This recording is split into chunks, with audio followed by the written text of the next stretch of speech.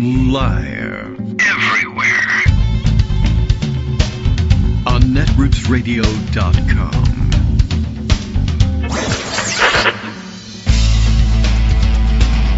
David Waldman. Kagro. In the morning. Now, here's David Waldman. Hey, good morning, everybody. How you doing? It's Wednesday, August 13th, 2025. Time for yet another show. We got plenty to recap, as usual. And it's Wednesday on a, the week ends this Friday with a big, but largely meaningless, I hope it's largely meaningless, meeting between Trump and Putin in Alaska.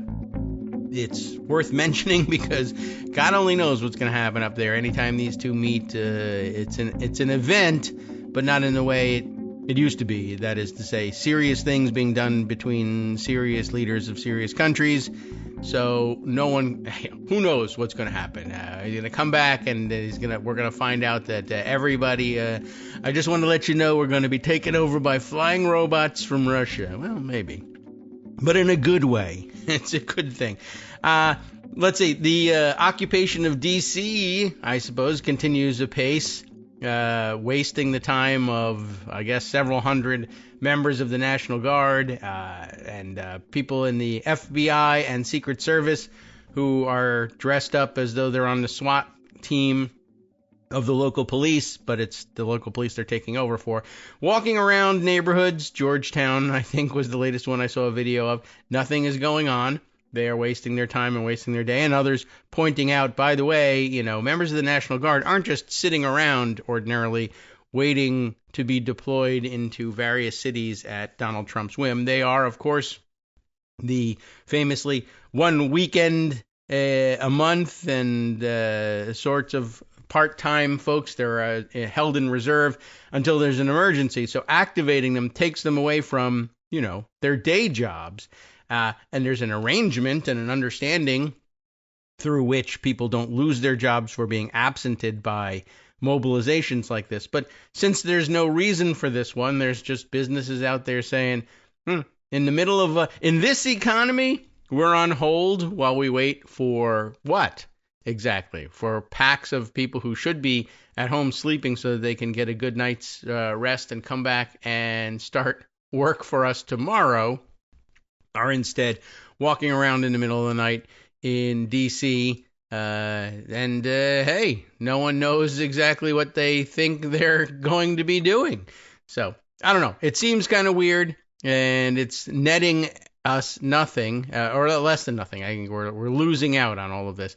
And in the meantime, somebody, one clown or another, Benny Johnson, I think is who it was at the White House briefing room asking yesterday whether Big Balls, who allegedly was at the root of all this for being assaulted in the middle of the night, and still unclear exactly what happened to that guy and whether or not any of the things that they said about what happened are actually true. Would he be getting maybe the Presidential Medal of Freedom for standing up and being heroic in some fashion? Like this is not even the same universe as Presidential Medal of Freedom material here, but might as well ask. And now that, now that's been on TV and gears are turning in Trump's head and they won't rule it out. And by the way, other people reminding us, you should never mention Benny Johnson, although they did mention him yesterday, without first mentioning that Benny Johnson was on the Russian government payroll at $400,000 a month, allegedly, according to this guy on Blue Sky. And I don't know anything about Benny Johnson, but prior to the 2024 election, that's some stipend. You don't find that all that often. Sort of thing that makes you wonder why any of us get up and go to work. All right. We now ask why Greg Dworkin has gotten up and not gone to work, but rather come here and will help us catch up on the news. And the reason is because the reason is you pay me 400,000 rubles a month, except there's a little asterisk on it that says maybe. Yeah, maybe. That is a maybe. That feels like, I don't know. That sounds That's like $35, nonsense. right? Right. Yeah, something like that. Anyway, Greg's here, everybody, and it's time for Hijinks with Greg Dworkin. What's been going on, Greg? Love it. 1930s speakeasy. Oh, yeah. Well, You have to be, maybe that's what they should be looking for in D.C., knocking on all the doors and trying passwords to see if they can Right. sneak So in. speaking of D.C., I mean, this week really pulls together the nonsense that, quote, all the people, end quote, all the people who, said, well, you're overreacting and Trump really isn't going to be a dictator and this and no, actually he is. Well, it sure looks like it. And I mean, I know people are saying, well, I haven't been randomly arrested. Well, yeah, by the way, at that point, it will be too late for you to protest that we really are in a dictatorship. But, that's the way the old poem goes. But yeah, patrolling the streets with militarized federal police, not a thing in a democracy, really. Yeah, well, so let's go through some of this stuff. Okay. Most of which I sent you, some of which I didn't. But I just came across this post by Catherine Rampell, who usually does economic stuff. And writes, I hadn't realized that Columbia's settlement with Trump administration included a commitment to decrease international student enrollment. She had missed that? Okay. In what way does this help combat anti-Semitism, which is supposedly the administration's objective, and how does this help reduce the trade deficit? Who's she asking? The world. Me? Someone should tell the president that selling higher education to international students is like one of our most successful exports. Yeah, well, why? Yeah. So there's a whole bunch of stuff. Let's start out with just some pure political things. New governor poll out of New York by Siena. Siena's an excellent pollster. Kathy Hochul at 45 and Elise Stefanik at 31. Okay. She's not a very good candidate. No. And Hochul, who is hardly a invulnerable incumbent, has raised her standing tremendously by doing two things.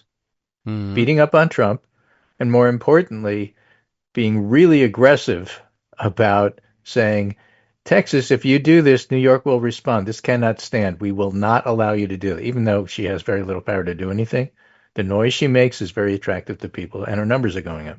Okay. Well. Right. So noise works both sides. Now, she could do stuff, but it would require changing the law. Yes, and could you do that? Yes, you can. Could you do it in time for the 2026 election? Not clear. Yeah, and California can. I'm not sure New York can. With the New York's legislature, I'm not sure it can. I mean, those who have the gavel control the power, so you can change the law. It can happen. It just, I don't know. I'm not certain how helpful the Democrats in the New York State legislature always are in a pinch. Well, after the exposure about Andrew Cuomo and what he did, and given what's going on here, don't count anything out. All of a sudden, the Democrats are like being really super aggressive about this redistricting stuff because they see it as an existential threat to their job. Oh, well, all right. I mean, that's the terms you want to put it in. That's the terms you need to put it in. Yeah, right. That makes sense to them. Oh, I get it. Me. Personally. Okay. Right. Now, this is interesting. Elliot Morris and Mark Reiki put together a piece called The U.S. Candidates Who Moved the Needle in 2024, announcing our new measure of candidate quality, the wins above replacement probability, or WARP.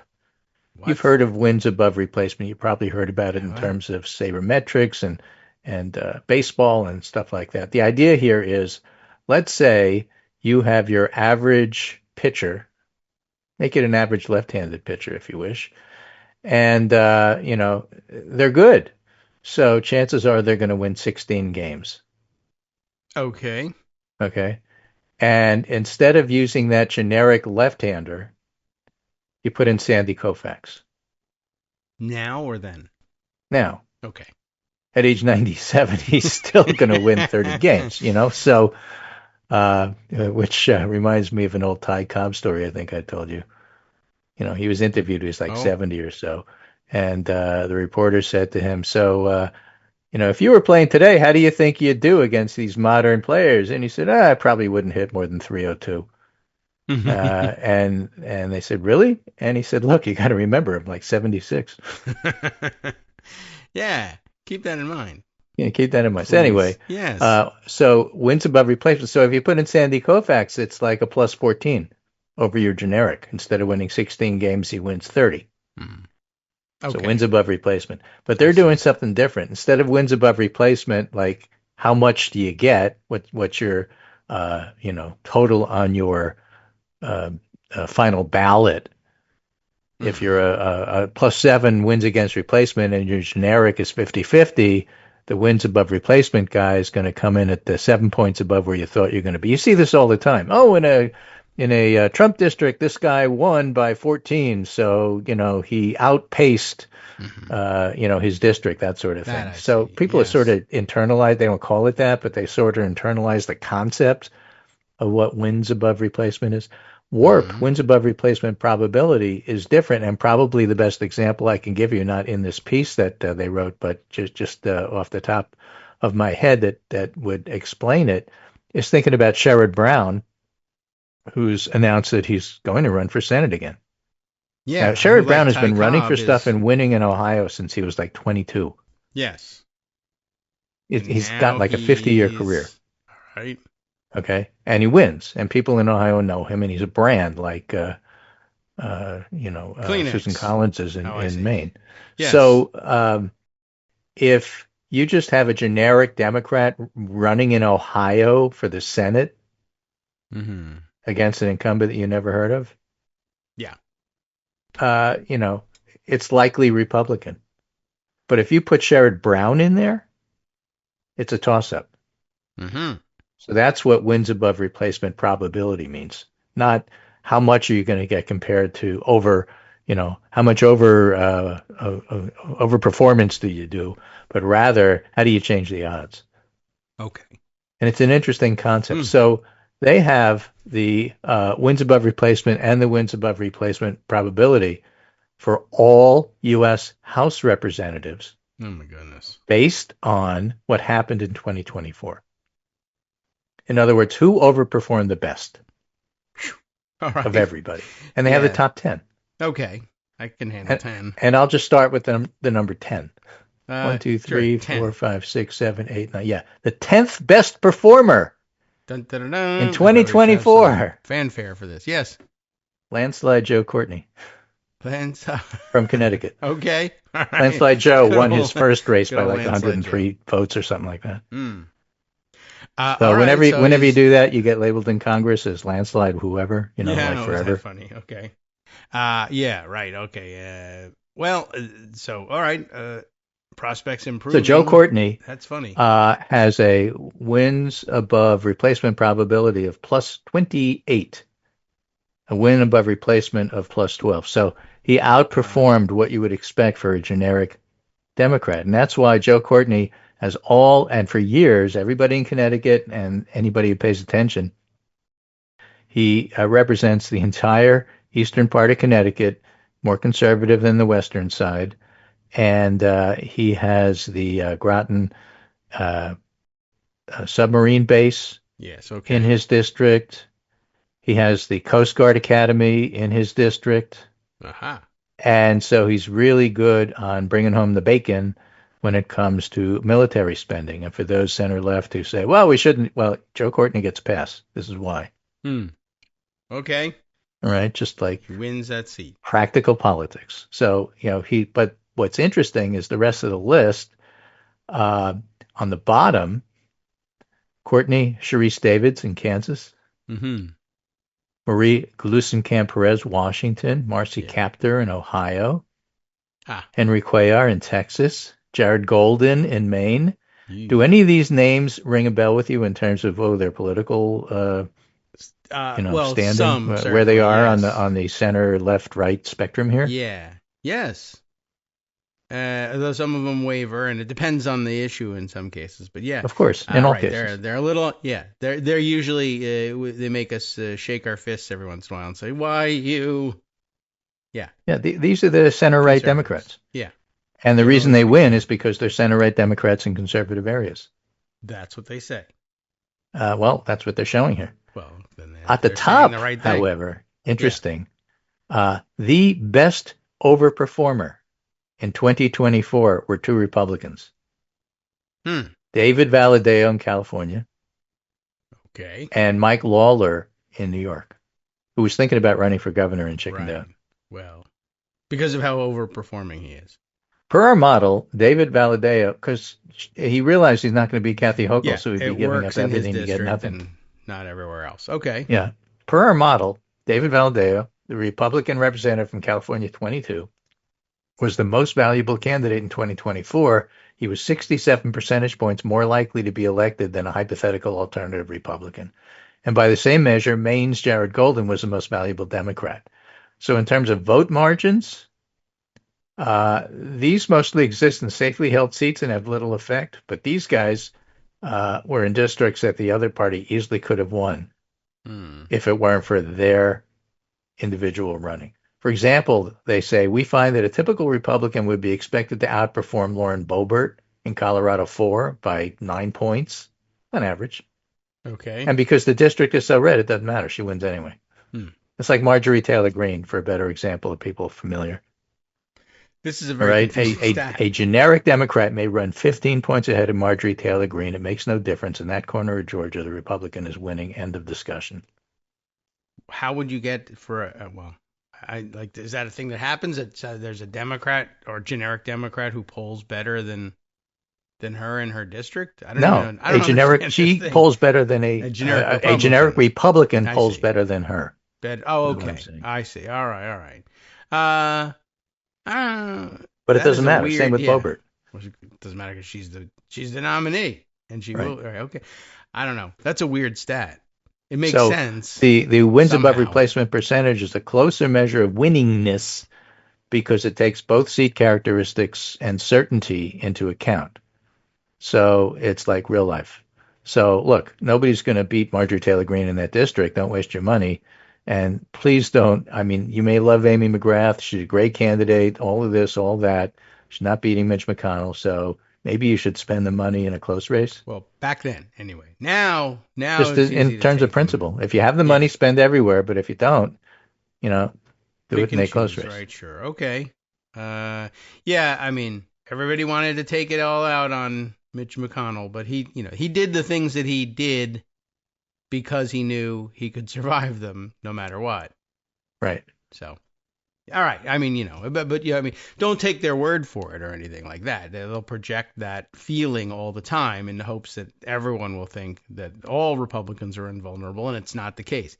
But sometimes it is the case. Sometimes it is the case. Sometimes you have to wait. For example, again, I think we went over this the other day when it came out, but Dan Pfeiffer at the Message Box has a detailed look at it. The poll that should freak out every Republican running office. Trump support among Latinos starts to crumble, and that's bad news for the GOP in 2026 and beyond. And he gives some examples. Trump's approval is well below his 2024 vote share. His approval rating among Latinos is 35%, 63% disapprove. Biden defectors are unhappy. The Latino gains came from two groups, first-time voters and people who voted for Biden, but flipped to Trump. And among Biden defectors, Trump's approval is 50, and that may seem high, but 100% of Biden defectors voted for Trump. Yeah. And he's only got 50% approval. So he's already lost the support of half of them. Okay. Well, it wasn't. And then we talked about this because it was so striking, the businessman appeal. Yeah. 34% of Latinos think Trump is a good businessman. 44% say he's not, but 1 in 5 said they used to think so, but now they don't. Well, where were you that made you think he was? Well, I saw the ads. They said he was a good businessman. Yeah. Oh, right. I guess. So is this a measure of them changing their minds, or a measure of them no longer running the ads that say he's a good businessman? Same thing. Moment. It's just, exactly. So if they start running the ads again, I recently came to the realization. It doesn't always work that way. Okay, I hope not. I mean, also there's no TV most times in those detention centers, so it's not likely that they'll see the ads this time. Right. And they might get mad about having people, snatched up from their community or out of their houses, their family members. We hope they take it out on them at the ballot box. So let's go over the big story, which is a bunch of little stories that pull together to form a big story. Oh. And this is from the Bulwark. This is Jonathan V. Last, a conservative who I really like reading because he usually has his finger right on what's important. The Bulwark, the Ministry of Truth is real now. You may remember that from 1984. Well, 1984 is a long E.J. time ago. Antoni's nomination isn't designed to reassure markets. The Fed or the business community is designed to provoke them and force them to submit. Is it working? Now, 2 weeks ago, the federal government released jobs data for July, and it was bad, so the president fired the head of the Bureau of Labor Statistics, which is absolutely a thing that happens in first world governments. And yesterday, the president announced his nominee for this post. The gentleman's name is E.J. Antoni, a 37-year-old economist at the Heritage Foundation. Let me share his credentials with you. All right. Here is his CD. He is chief economist and Richard Astor Fellow in the Heritage Foundation's Grover Herman Center for the Federal Budget. His work has been featured with a variety of news outlets, and then they list them. He's a daily guest on News and Business TV. Dr. Antoni's work has been featured with numerous think tanks and institutes, including Unleashed Prosperity, where he's a senior fellow. He presents his research frequently in testimony before the U.S. Congress. He holds a master's and doctoral degrees in economics and regularly speaks at colleges and financial institutions. That's it. No papers, no citations.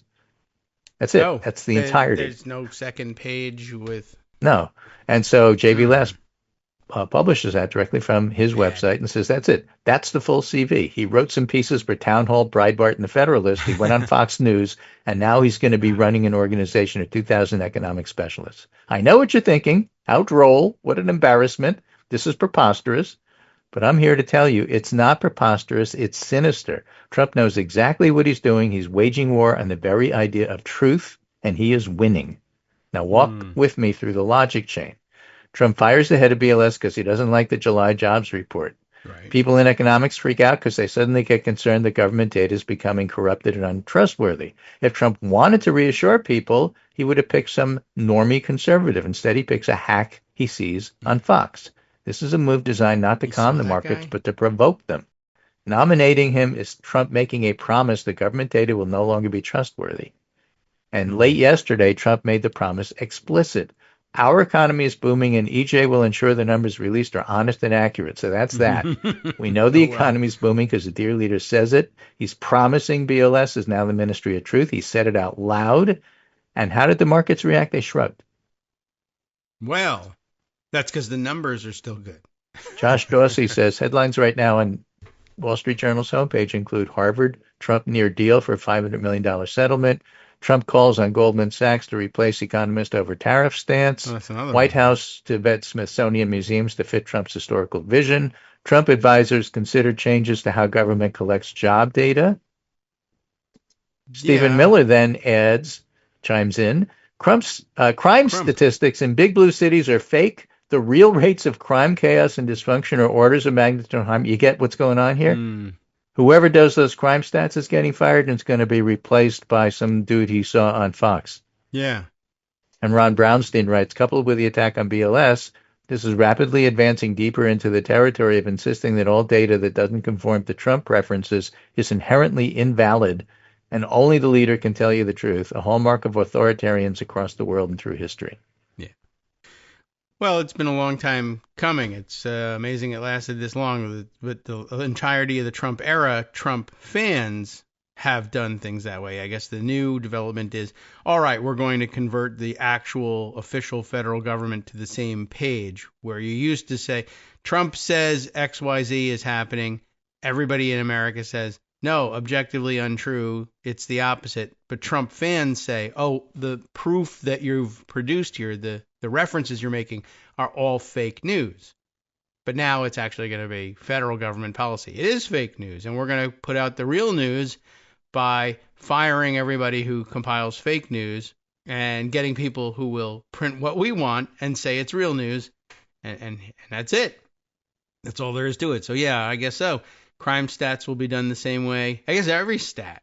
Every stat will be done the same way. They need to come up with you can't fake this stuff. Again, I think I mentioned the other day, there are some conservatives who have somewhat a confident look about what's going to happen because you can't fake statistics. It's really hard. There's just too many non-governmental sources to contradict what's going on here. But here's another angle as to why they may not be able to pull off what they're trying to do. Bruce Bartlett, a conservative never-Trumper, writes, seniors should know, all of you seniors out there, the cost of living increases, the COLA stuff, Yeah. on their Social Security is tied to the Consumer Price Index, which is determined by BLS, by the way. If the CPI is artificially reduced, your benefits are reduced. Yeah, and I'm sure you'll take that lying down because, like, who cares? They can do whatever they want to me, right? Right. Voters? Yes. I think they're very heavily MAGA. Oh, no, actually, they're not. All right. Well, they were Seniors all are promised actually that not. this wouldn't happen. It's the 35 to 64-year-olds that are a lost generation, not the seniors. Right, and they like Diet Cola as it is. The Xers do. They'll notice that, and they'll want to artificially depress the CPI because that'll make it look like the economy is doing well and inflation is low. Totally under control, therefore you can cut rates. But the prices are high, and I can't afford anything based on what you already give me, and I certainly can't afford anything based on an increase on a fake CPI. So it's cat food time.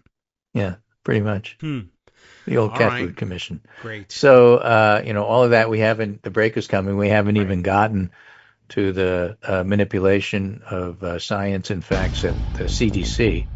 We'll do that after the break. Yeah. But this is what's going on, folks. Cool. No reason to have truth or science involved in anything, and especially unnecessary then to be an experienced political scientist or economist in any of this either.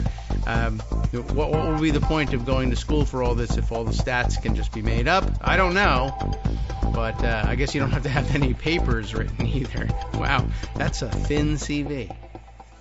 Hi everybody, this is Scott Anderson, your summary guy. Were you looking forward to an egalitarian democracy free of bigotry, misogyny, racism, and greed, where people of different appearances, belief, and heritage had a right to live without fear, and everyone could expect a basic level of health, stability, and safety throughout their life?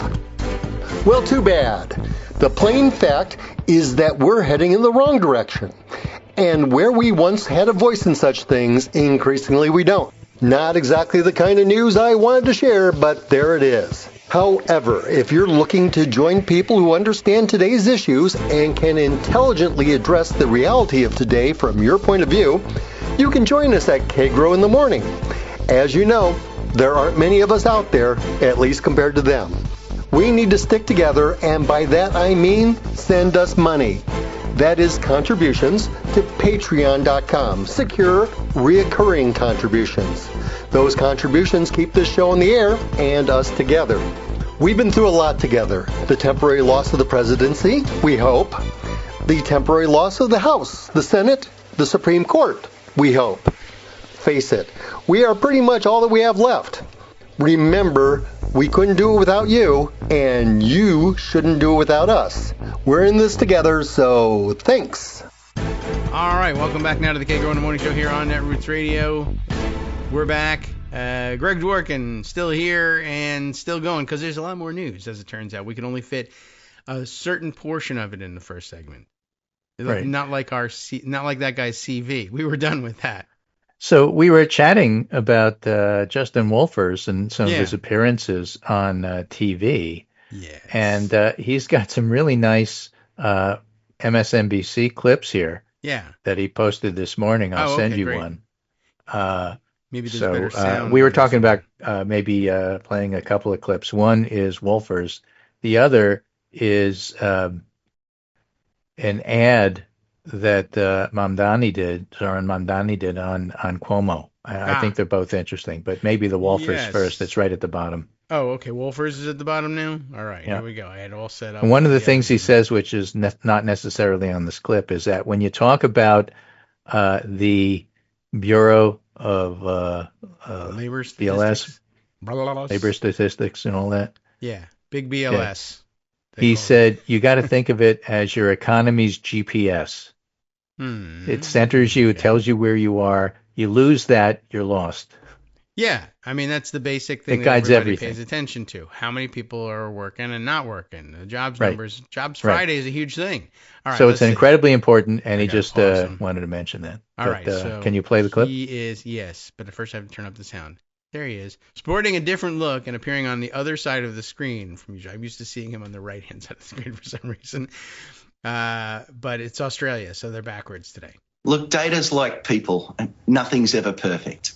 And nothing's perfect here because there's trade-offs. You can choose, there's a trade-off between data can be perfectly accurate, timely, or cheap. But you can't be all three at the same time. And so, for instance, the big kerfuffle last week was that the Bureau of Labor Statistics releases incomplete data as it comes to hand because it wants to be as timely as possible. Later on, more data comes to hand and then it becomes more accurate. And so therefore it has to revise its data. Now, of course, the president is upset that the data is not always exactly perfect. And they're not perfect because we don't collect data from every business in America. That would be prohibitively expensive. So it's always a trade-off between being a bit more accurate, a bit more timely, and a little bit cheaper. Good. Look, data. That's a very interesting economic lesson about economic data, or any data really. But yeah, that's interesting. But of course, that's a thing for Trump. Just like with the votes, I mean, he declared the whole election null and void because the data wasn't perfect right away. He has no patience. Right. Okay. So now the very standard practice of revising data as more comes in is viewed as cheating by Trump. Well, he doesn't care as long as it comes in good. I guess so, yes. Like, I don't really care how you measure your election. You could do it online. You could count votes. You could put beans in a pot. I don't really care so long as I win. If I don't win, whatever method you chose is corrupt. Right. That's his stance. So let's be clear about that. Okay, I think that's a good clarification. But yeah, I was just drawing the parallel between he did this with the election. He's done this now with the labor statistics. Just anything that's his first option in attacking data. Well, it changed. If it changed, it's not data or science because that's the same all the time.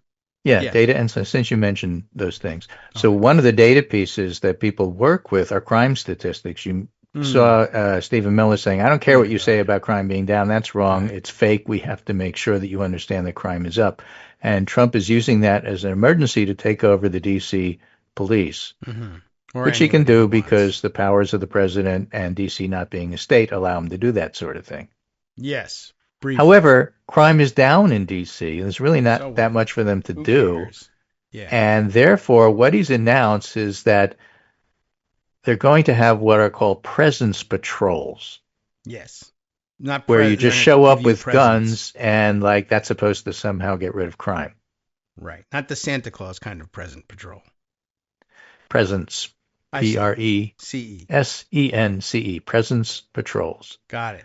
So Mark Hertling brings up, for the record, our division commander banned things called presence patrols in Iraq, or if you're of a certain age and part of the country, Iraq. If you don't have a specific task and purpose, your presence doesn't do anything. Okay. Task and purpose, that is military speak for like you have to know what you're doing and have a plan. Yes, and it's a publication too, like a Stars and Stripes type newspaper. Yeah, exactly. Task and purpose. Yeah. National Guard stating they are now doing presence patrols in D.C. is a complete waste of soldiers' time and effort. I just thought I'd throw that in because you did mention it. Yeah. But again, this crime stats are part of the manipulation of data that that Trump is doing. And and it's a vibe thing too, for sure. I mean, like what Stephen Miller is talking about. I saw some people pointing out, these guys don't accept these crime stats because they view crime, differently. Big cities are inherently crime-ridden hellholes, and so any stat that contradicts that, you got to fire whoever's giving you that stat. Somebody just came right out and said the thing, as usual with these white supremacist types, is that they're basically saying the liberals think crime is down because they're actually counting like instances of crime, and that's why their stats are wrong. That's why their stats are right, but he says that's why their stats are wrong, because what should really be counted is you need to take into account the overall feeling of fear and uncomfortableness caused by a certain atmosphere in inner cities, which is them saying, I saw a black person or a homeless Yes, but person. there's a through thread there. Yeah. So that when we turn to CDC, we have the current head of NIH, Jay Bhattacharya, saying, I'm getting rid of mRNA technology, not because there's anything wrong with the vaccine or the technology itself. It was a modern miracle, and we were able to produce a COVID vaccine in record time, and we are prepared to use this technology to help prevent cancer. And there's some major breakthroughs, but we're dumping it. Yeah, sure. Not because of a problem, but because of a perception problem. Me, the head of NIH, who when I wasn't there and Biden was in office, spent all of my time making sure people didn't trust these vaccines. I'm canceling it because people don't trust these vaccines. There is a lack of trust. Guy. Now, you have that on top of the shooting that took place at CDC. Yes, which and you have a perception of, something's wrong here, and we have to go on those vibes and feelings. And, what they used to say, fuck your feelings. Well, not here, because we want these feelings. You're supposed to fear cities. You're supposed to fear, this mRNA vaccine. We are promoting fear. And any statistics that get in the way, we're getting rid of. And any technology that might dial the fear down, we're getting rid of that too. Okay, good. Wait. So CDC people were fired, and then the court said you can't. And so now this is a Kaiser Family Foundation report, which happens to be published at Daily Kos, but it's KFF, a reliable source. While employees are back, many projects have been canceled or stalled as funding disappeared or delayed. An HIV scientist is quoted as saying, for a while, work was staring at a blank screen. I had a couple of projects before this. I'm trying to get them restarted. We don't know what's happening or what to do, said an HIV prevention researcher who was fired and then rehired. Now, I love Daily Kos. It's a great blog, but they don't usually go out there and interview CDC reporters. So I was wondering how come it's on the blog and they have these quotes. Well, it's a Kaiser Family Foundation report. That's why. Okay. Well, thanks, Kaiser. These employees voiced deep concern over the future of the agency and its work on HIV and other threats. The unprecedented downsizing could lead to loss of life. Their uncertain employment has sunk morale. And then somebody goes in and shoots up the place. And you have RFK Jr. and the head of NIH. Nobody's defending them. And so they're all going to leave. Why should they work there? Yeah, you're getting shot at, and nobody likes you. Right. None of the bosses. So then NIH Director Jay Bhattacharya puts out an op-ed in the Washington Post, why the NIH is pivoting away from mRNA vaccines, and he talks about the fact that the public doesn't trust it, as Dave Levitin, who is a author, not a scientist, nonetheless, says, this op-ed for NIH Director, and this is on Blue Sky, Jay Bhattacharya, is infuriating. He says we have to stop funding mRNA vaccine research because it hasn't earned public trust. Yeah. Motherfucker, who did that? Hey. You did that. Boy. All right, you're getting irritated today. Yeah, that's right. I saw that. That. This is big time stuff. I'm meme, quoting people here. Right, the angry goose meme in the use here. The hot dog guy. Right, who is doing all this? We're stopping this because it failed to gain public trust because we spent our time undermining it. And guess what? Now we're in charge of deciding whether or not it lost public trust. And we decided it did. Even if it didn't, they would just simply say it did. But so there's ways to combat nonsense. There's ways to combat lies. There's a race in New York City, Andrew Cuomo, who got spanked during the primary and really got his head handed to him, decided the way to win is to be obnoxiously aggressive and make all sorts of outlandish claims that can't be backed up. Usually, we say this about Trump, but in Andrew Cuomo's case, every accusation is in fact a confession. Well, he has a lot to confess.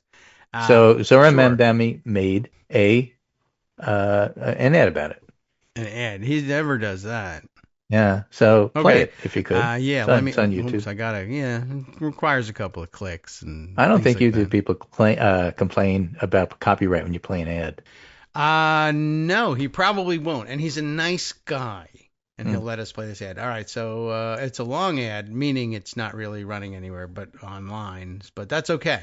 We're about to play it, and now you'll know. 4 years ago, Andrew Cuomo resigned in disgrace, and you probably know why. The governor's office kept the nursing home death data secret. Cuomo aggressively groped Data, in aid manipulating data. What does that sound A like? female state trooper. Use of state resources for a COVID-19 memoir. Less well known is what he spent the last 4 years doing, besides getting trounced in the Democratic primary. In 2022, Cuomo started Innovation Strategies LLC to represent individuals and corporations in a variety of matters. Definitely not vague.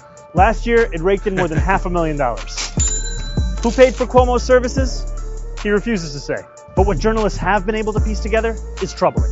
In April, Bloomberg revealed that Cuomo advised a cryptocurrency exchange based in the Seychelles as it faced federal investigations. Then in May, Politico reported that Cuomo failed to disclose $2.6 million in stock options to the New York City Conflicts of Interest Board.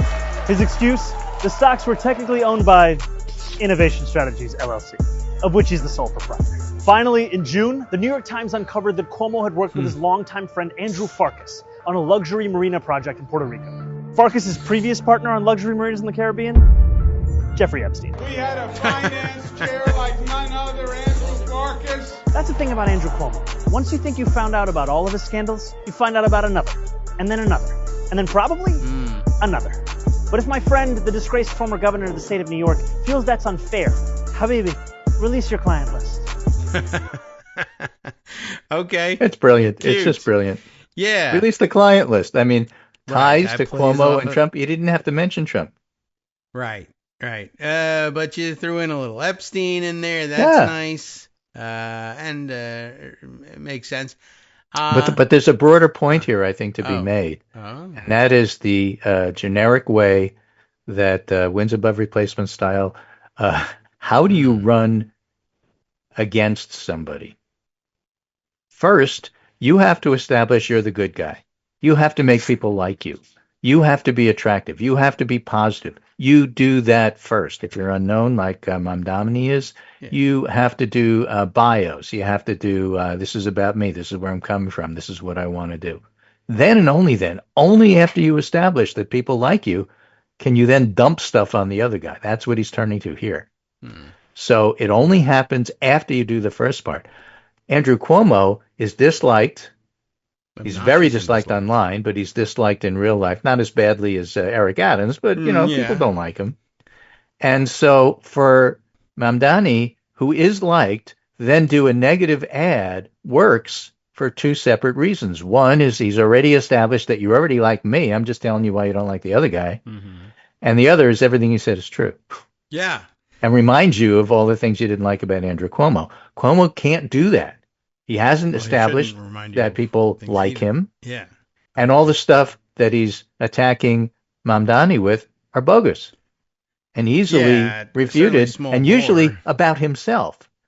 So it's a big fail, and it's interesting to see it play out. Yeah, it looked like it was a good ad. Not TV style. It's too long, but they can cut that up into little itty bitty ones if they need to do TV ads. But, nobody watches TV. Yeah, it won't matter. Hello, it's 2025. It's online. It's not on TV. Yeah, what's your although point? Now you got to get it into 15 seconds before anybody can press the skip button.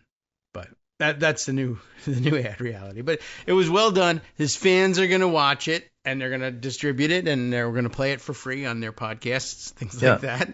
And, you don't have to see the ad. All you have to know is did you see what Mamdani said about Cuomo? That's all you need to do. That was a pretty good one, and I liked. There was a couple of them in there that I hadn't heard about, and I liked the idea of like the stock, the non-disclosure of the stock. Oh well, I didn't disclose I owned the stock because technically the company I own owns the stock. Come on. Yeah, that was pretty that is funny. pure Cuomo. And so and then a great point about the reason it works is it's because it's truthy. Yeah. Oh, and he's got a big smile the whole time he's doing it too. Yeah. He's really enjoying it, and that's good. It went well, and the big takeaway at the end, which is every time you think you know everything there is to know about Andrew Cuomo, it turns out there's one more scandal he had. And that's what he said in the end, and that may be the only clip that you need to play. You want a 15-second clip? You play that clip. That's it. Yeah, I like that one. The one that says, "There's always something more with this guy." Like, there's Well, there's a million of them, but we've been focusing on one guy over and over again, a Republican who just every 10 seconds is another scandal about that guy. And I forget already who he is, but I'll find the name while we talk about other things. What was that guy's name? He's all right. Well, let's not stand around and listen to There's so many, I just don't know who you're referring to. No, right, and I don't either. but there was one Republican congressman who keeps making money on stocks while not disclosing that he's insider trading. So it could be that guy, but I don't know. I was thinking of the guy who keeps getting in trouble. He got in trouble for the cops were called to his apartment in D.C. by his girlfriend. He was assaulting, and then it turns out the guy was on the worst date list. Yeah, and the guy also, but he's also got a problem. Guess what? The cops were also called to his apartment in his district where he assaulted his girlfriend. And why does he have so many girlfriends all over the place? And does his, wife know about it? And but between that and then also he had a bit of a stolen valor problem as well. I got these medals, and the people who I was supposedly saved say I was never there. Over and over with this guy. And but it's just a great example. I just can't remember the guy's name. I can't remember his name either, but chances are it's either Rory, Chip, or Roy. Yeah. Very likely. Yeah. All right. Shoot. I can't. I'll get it. Well, but you got to talk about something else while I look. Well, I don't have all that much else. No. I will give you a throwback to the past. All right. Okay. Yes. And here's a hint. A little foreshadowing. It's not Sarah Palin. Okay. Joe Perticone has an article today in the Bulwark which says she was MAGA's precursor, and then she kind of disappeared. Oh, yeah. Okay. I think I know. Yeah. It's 1L Michelle, 2N Bachmann. Right. That's it. Oh, and by the way, Corey Mills is the guy I was thinking of. Yeah, Chip. Roy, there was Corey, a C in something. it, and you said Chip, and I'm like, no, it's not. It's Roy, something. Yeah. When Michelle Bachmann first arrived in Washington 18 years ago, she immediately made a name for herself. 2007, the leaders were George W. Bush, John McCain, John Boehner, Eric Cantor. Compared to them, Bachmann was a radical. Yes. And she was always camera ready.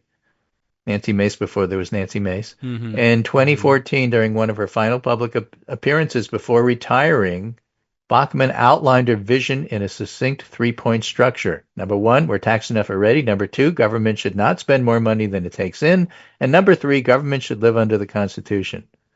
Pretty extreme, right? Pretty radical, right? That was her statement, including the pretty extreme, pretty radical. So that's simple enough. But then in the next breath said, unfortunately, Barack Obama has a failing grade every step of the way. Yeah, sure. So years before Trump burst on the scene to perfect the art of political slander, Bachmann was doing it. And she also denounced anti-American representatives. Yeah. She was very worried about Obama's supposed anti-American view. She told Chris Matthews, what I would say is the news media should do a penetrating expose and take a look, Bachmann said to Chris Matthews. Take a look. By the way, you know who I don't miss? Chris Matthews. I wish they would. She said, I wish the American media would take a great look at the views of the people in Congress and find out who are the anti-Americans. Joe McCarthy stuff. Yeah. I mean, and now when people say it, you don't even flinch. Right. That's mainstream Republican rhetoric now. Yeah. Ahead of her time. So why is she gone? Yeah. What happened to her? Right. Meanwhile, Joe Perticone is the media critic for the Bulwark. So he also has this other piece in here. He wrote a newsletter. This is the second item. Everywhere I go, I see his face. Ooh. Jeffrey Epstein. Oh. Yuck. All right. When Congress gets back to D.C. in the first week of September, one of the first scheduled items is to resume the push for compelling the White House to release any and all files. Remember, they threw Congress out and sent them home because they didn't want to deal with this? Right. They had to deal with it when they come back. Oh, no. Yeah, that and not closing the government down. Right. Congress returns September 2nd, but votes will be postponed until the late afternoon or evening, as is customary. Yes. Why, when Congress gets back, do they never vote on anything right away? Why do they always vote in the evening? All because people are still trickling in. Flight delays, dragging their feet, etc. Yeah, they say we're back in session. So the people from D.C. and Maryland and Virginia drive in and turn the lights and they're on, ready, and they pretend we're in session, and they pretend to work. Yet. Right. But the guys from Alaska, which is why Mary Peltola doesn't want to run for Senate, aren't here yet. The guy. Right. The fish either. But yeah, so the locals come by and turn the lights on, and that gets credited as a working day, a Tuesday, even though it takes everybody else all day Tuesday to get there. But the locals turn on the lights, so we work Tuesdays and Thursdays around here. Those guys do. We're flying back and forth. So really, it's Monday's out. No. Sometimes they will schedule. Come back Monday, come back late Monday. We'll really work on Tuesday, Wednesday, Thursday, and then take off again.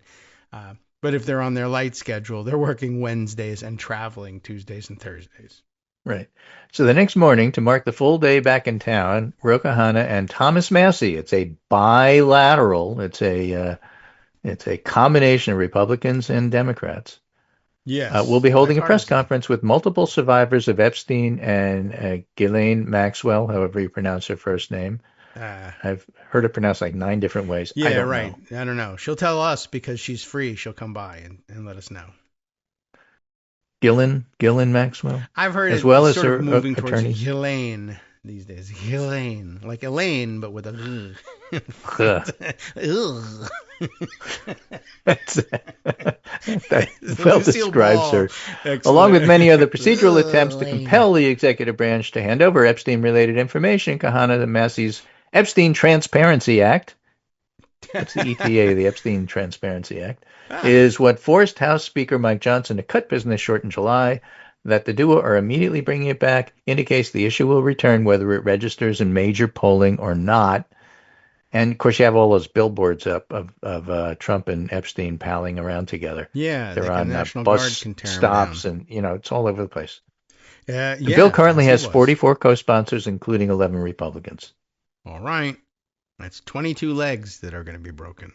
Right. So instead of talking about how they want to change numbers so that numbers say what they mean and mean what they say, Humpty Dumpty from Alice in Wonderland, words mean what I say they mean. Beginning the fall with a direct rebuke of President Donald Trump is not something the White House or Republican leaders want, but that's what they're going to get.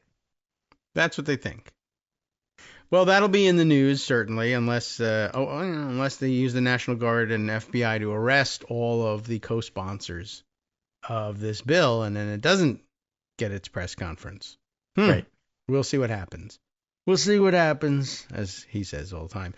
All right. Yeah. So, what a day. I meant to tell you about this. So, Justin Wolfers, I only have this terrible audio of him. And it's long and terrible, but to sum it up, the guy is constantly making good points.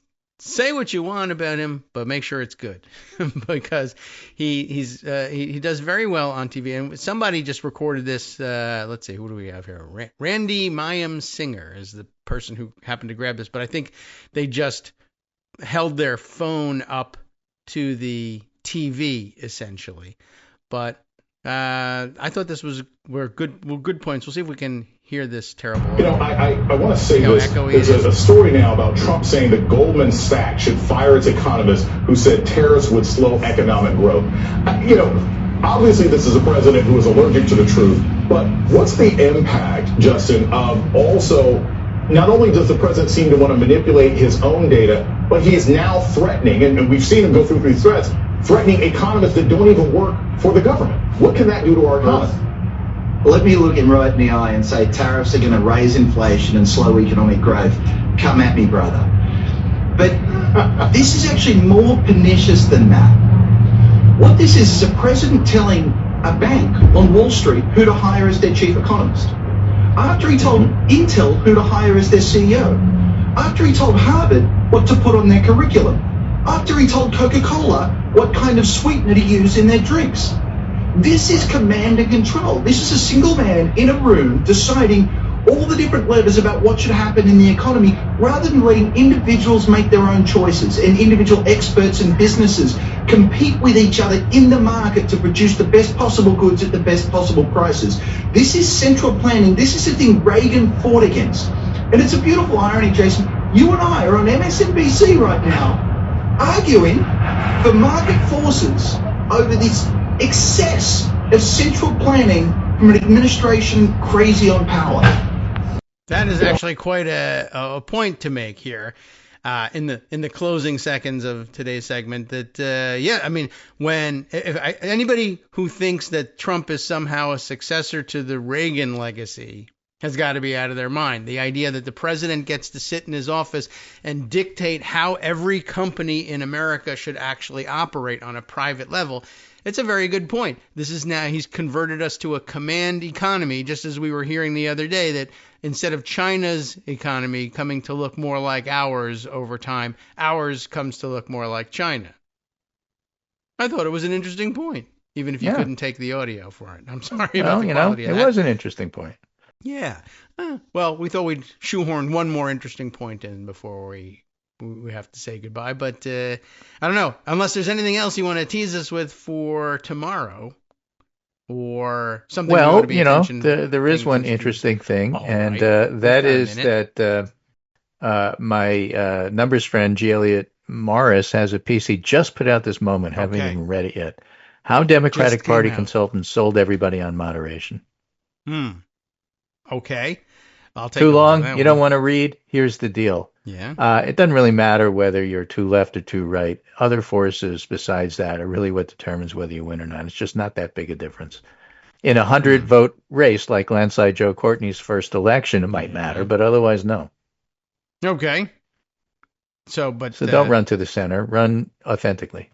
Yeah, well, it's working. Mamdani's doing it. He's winning. Yes. That's how you do it on the left. True. And there's a lot of calling. Golden in Maine does it on the right. And it doesn't really matter whether you do it left or right. Forget about that. Be genuine. Be authentic. Be good.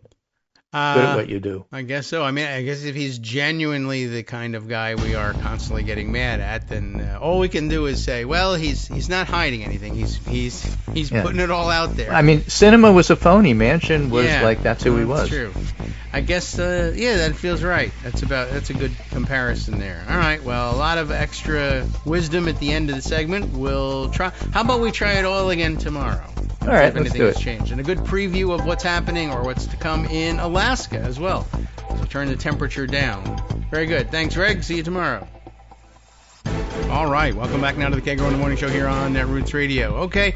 So after, spending a minute and a half listening to audio that, is recorded with ambient audio off of a TV and who knows what else in the area. But thanks, though, for just to credit it again for Randy for recording it. It was a good call to do that. I haven't seen it out with, nicer, better audio anyplace. So I appreciate that you grabbed it for us. Randy Mayim, singer, apparently, I know nothing about anybody ever, and I never remember names, but apparently someone of some note. In fact, you will recognize her work. She's a screenwriter, among other things, which would include Mrs. Doubtfire, which was a major motion picture, I guess, as they say, even though it was like a light comedy. But everybody knows Mrs. Doubtfire, I think. Yeah, maybe the younger, maybe you Gen Z, Zoomer, Alpha people never heard of it, or think of it as something that only shows up on cable or something like that. But the rest of us know it was a big smash hit in its day, and I wonder what else. There's an IMDb link just in case Anyway, in between scripts, she just for political purposes, she's just like a regular person sitting at home who happened to catch something good on TV. And probably on TiVo or whatever, DVR you're using these days. Is that ancient to say TiVo? And then rewound it. That was a good point. I mean, I'm going to record it. She doesn't have Aaron Rupar's set up to do it. So I'm just wondering what else. That's probably the most famous thing, Mrs. Doubtfire. But also TV episodes in famous, series franchises, Mad About You. a few others that I recognize, and a few that I don't. But anyway, just so you know. So it just lots of people are out there saying, damn it, he's making some good points. That Justin Wolfers they're all the more interesting because they're made in that wacky Australian accent. All right. So let's see. What have I lined up for you in Instapaper and on my social media feed? It's my secondary thing here. Oh, let's see. Right. Oh, Mighty OCD reminding us, I think I dropped it right in the middle of it, but sort of casually, the thing about, what's-his-face, Corey Mills. Don't forget that he also has a wife to go with the two girlfriends. Yeah, I did. I wondered what does his wife think about keeping different girlfriends in different apartments. And remember also, he was the guy that I kept bringing up as being every 5 seconds another shoe drops about this guy.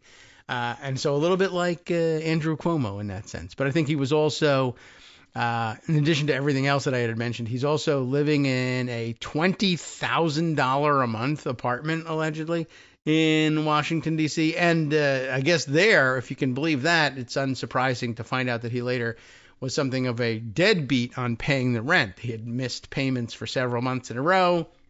That made it into the papers. As soon as that made it into the papers, apparently he made up the back rent, which is also kind of amazing. Where do you come up with that kind of money? But who knows? Maybe he's stealing it from his girlfriends. He's a fraud through and through, and it's really weird that he's one of 25 in Congress who at any given point in the Republican conference, almost all entirely, George Santos, they heaped all the blame on that guy, and there's 10 of them, 20 of them in the Republican conference who are pulling the same shenanigans left and right. So I don't know what to tell you. It's a sad state of affairs.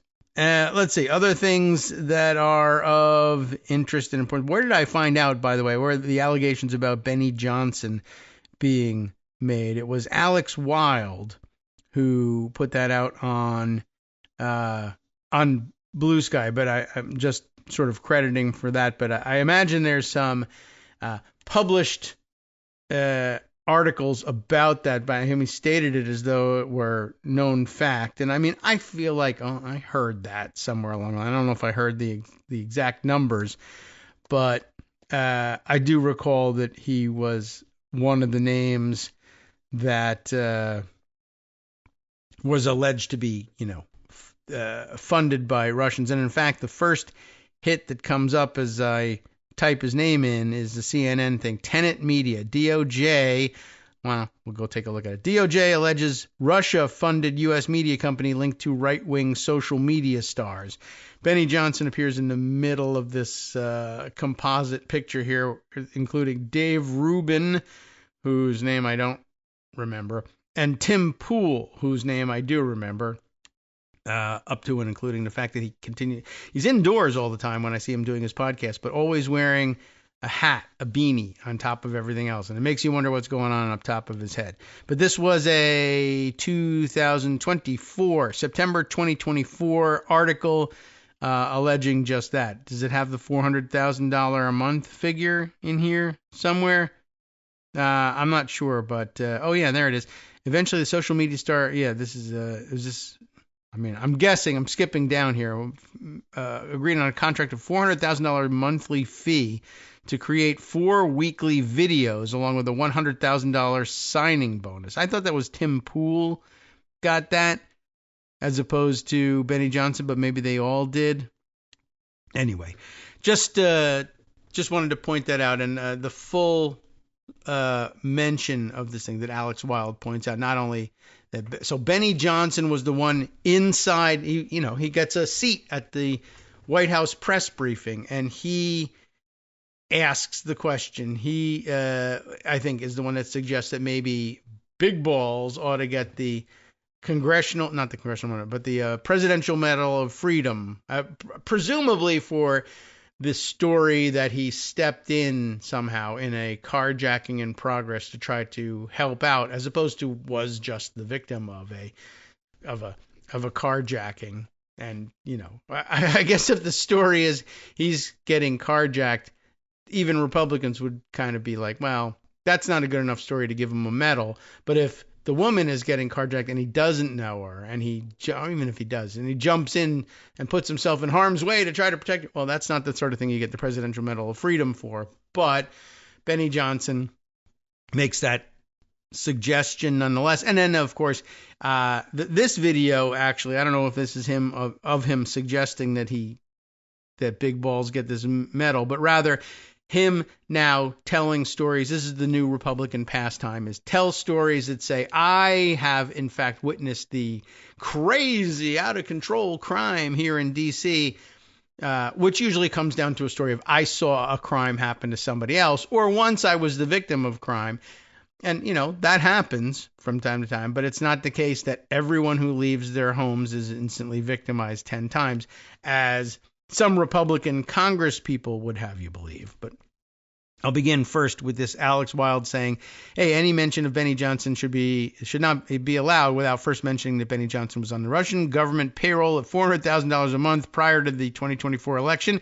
He's an agent of destruction of the United States, and his presence at the White House shows they've succeeded.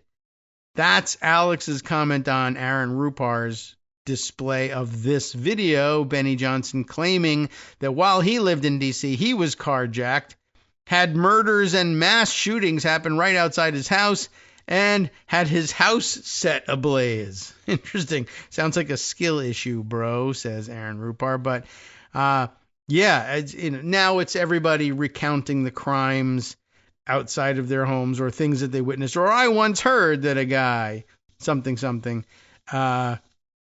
That's kind of where we are. Who is the, So let's see. Now I got to find you the report. There's the Daily Beast saying the White House wants big balls to get the same medal as Rosa Parks. That would be the Presidential Medal of Freedom.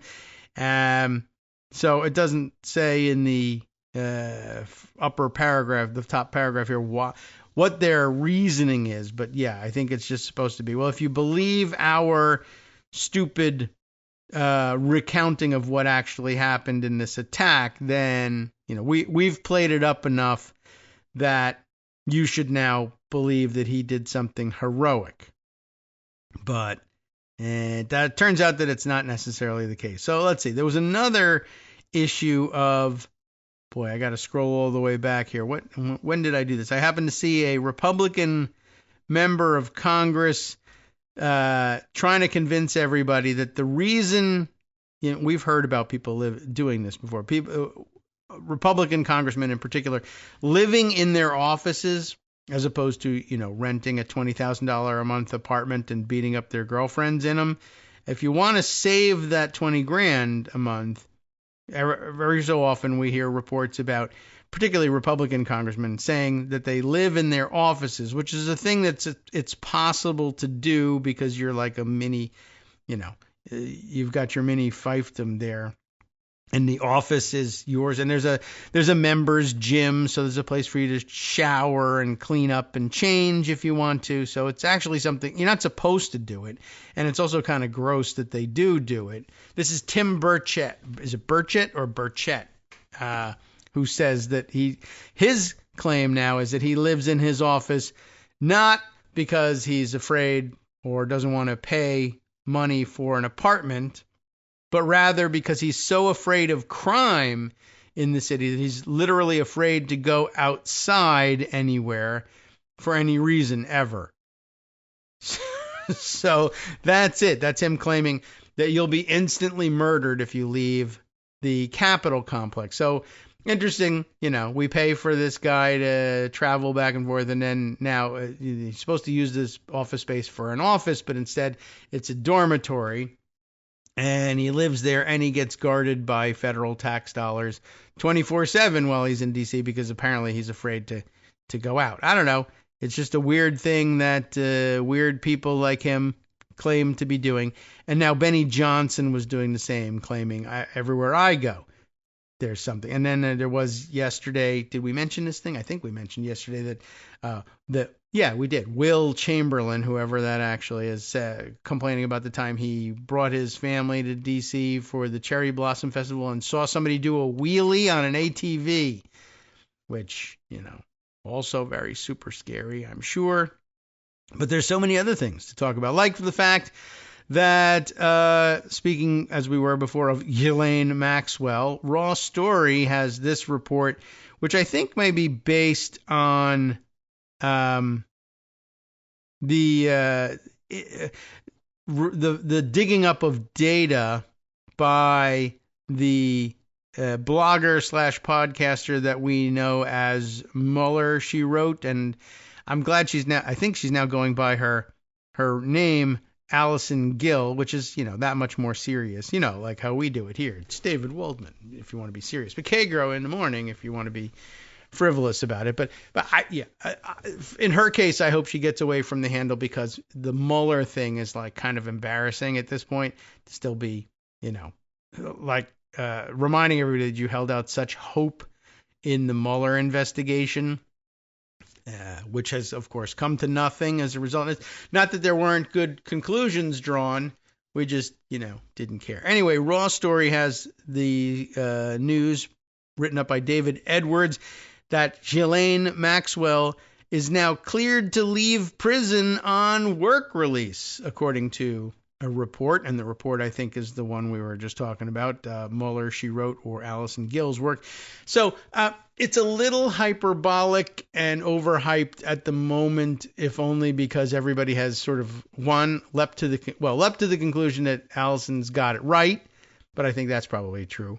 But all Allison seems to be claiming is that she's eligible for work release. But everybody went straight past that to, well, of course, she's either going to get work release or has already gotten work release, and you can count on it. But it's a pretty reasonable conclusion, and I guess the article will tell you a little bit about why. Convicted sex trafficker Ghislaine Maxwell has reportedly been cleared to leave prison on work release. And you may remember from Jeffrey Epstein's own story, in his 2008 conviction, he also worked that sweetheart deal. And everybody should also remember it was with, what's his name, Alexander Acosta, who became Trump's labor secretary. And now, of course, they're destroying the Labor Department and the Bureau of Labor Statistics. Unrelated, but happens to be in the news at the same time. But Alexander Acosta cut him this weird deal where Epstein got work release. But not only that, but he got like his own sort of private wing in the county lockup.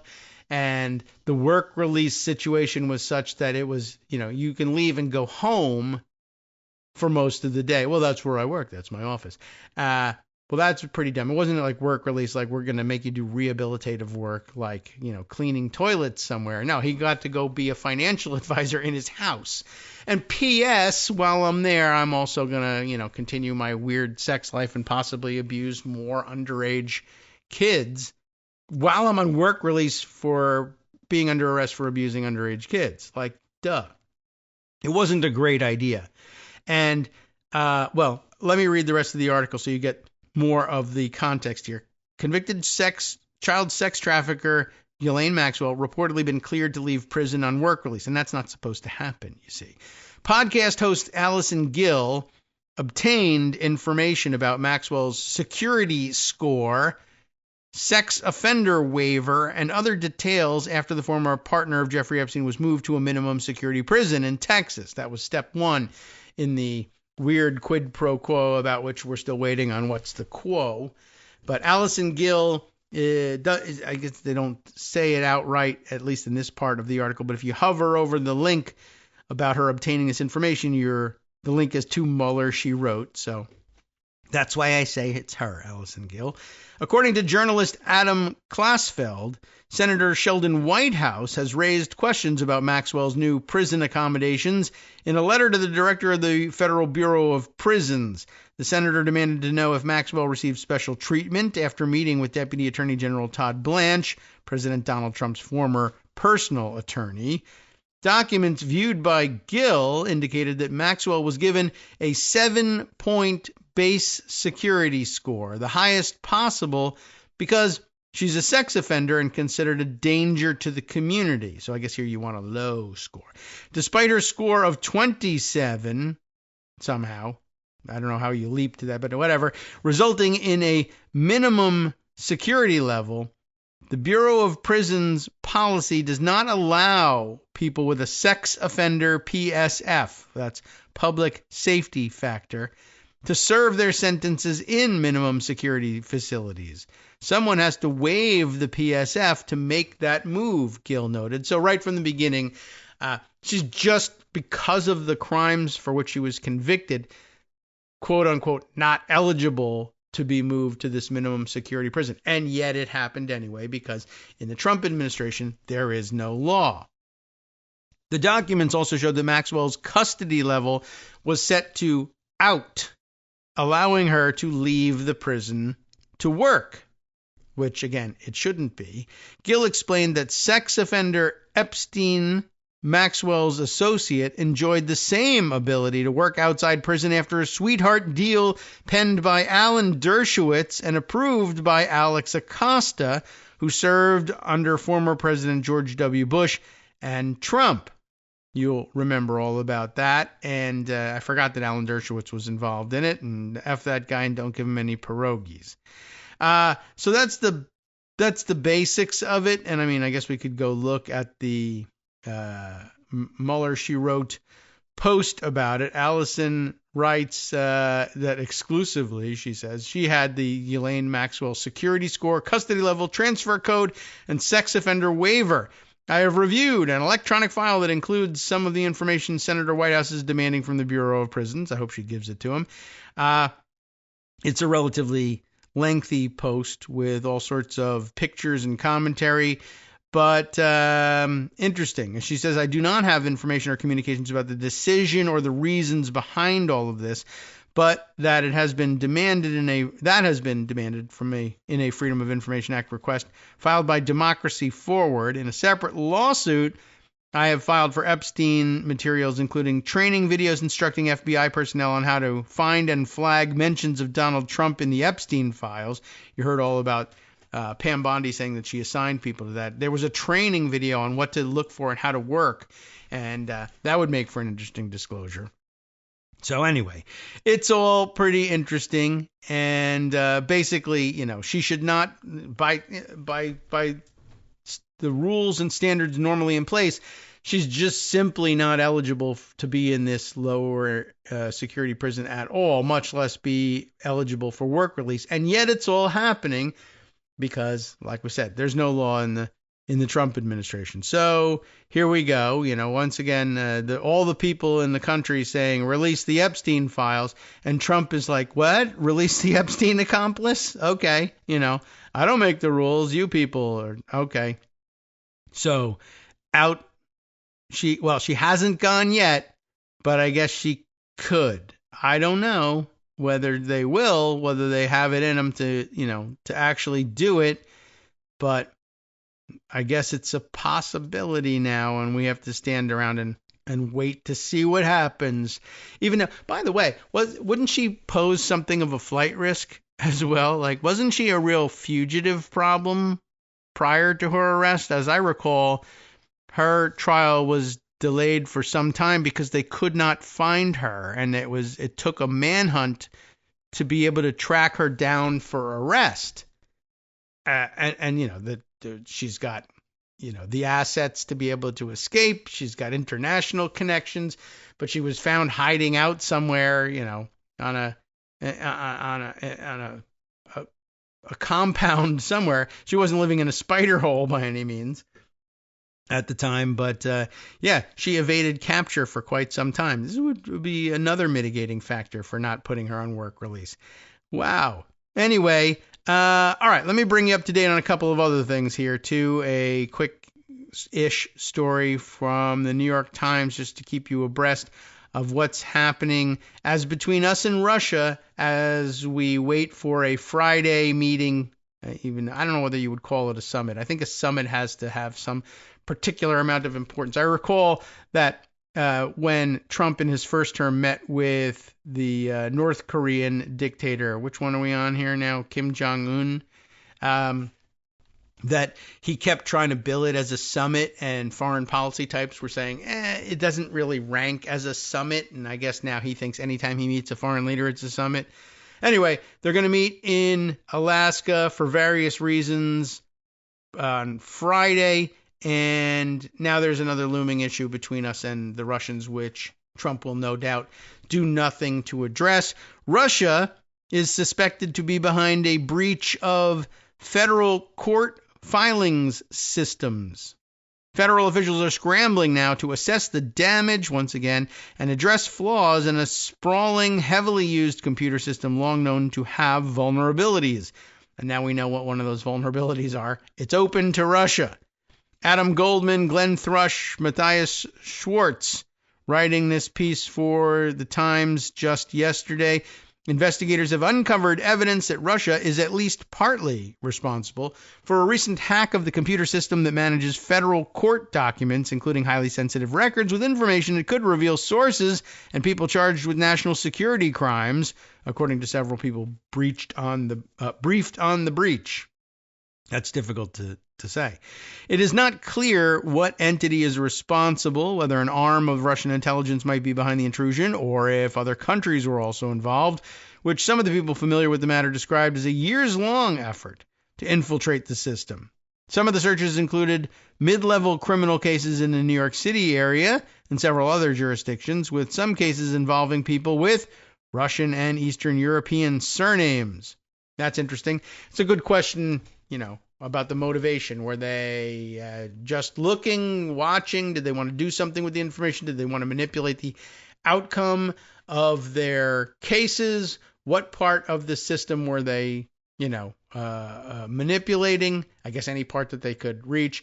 Well, although here's an interesting thing. There's no reason to believe the two are connected, just that I have read the two side by side, and it now makes you think, as we try to find out, hey, how the hell did Ghislaine Maxwell get to be listed as eligible to be moved to a minimum security prison? And then on top of that, get work release, despite it being against all the rules. Well, Allison Gill's post is chock full of screenshots of computer data files about her prison status. And wouldn't that be something if Russians had somehow hacked their way into the Bureau of Prisons and could flip switches on who's eligible for what, even though it makes no sense whatsoever that these things would be waived and her status would be changed? That'd make for a hell of a story. It's not. I got no reason to believe they're connected. I'm just putting it out there. Of course, it would also be interesting if Ghislaine Maxwell was let out on work release and on a first day she decided, oh yeah, the work I need to do is in the top floor of a skyscraper in Moscow with notoriously loose window fittings, and then she's done, right? I mean, that's one way of looking at it. One way of looking at it is giving her a cushy sweetheart deal like Epstein. Another way of looking at it is, sure, why don't you come on out here and work? Stand on this red X here while I move this piano above your head, and we'll see how it goes. Anyway, back to the story about what Russia is hacking now. The disclosure comes as President Trump is expected to meet with his Russian counterpart, in every way, Vladimir Putin, in Alaska on Friday, where Mr. Trump is planning to discuss his push to end the war in Ukraine. Remember, that was going to be done on day one. It was 24 hours it was going to take to wrap that up, and, 6 months is pretty close. Administrators with the court system recently informed Justice Department officials, clerks, and chief judges in federal courts that persistent and sophisticated cyber threat actors have recently compromised sealed records, according to an internal department memo reviewed by the New York Times. The administrators also advised those officials to quickly remove the most sensitive documents from the system. Where do you put them?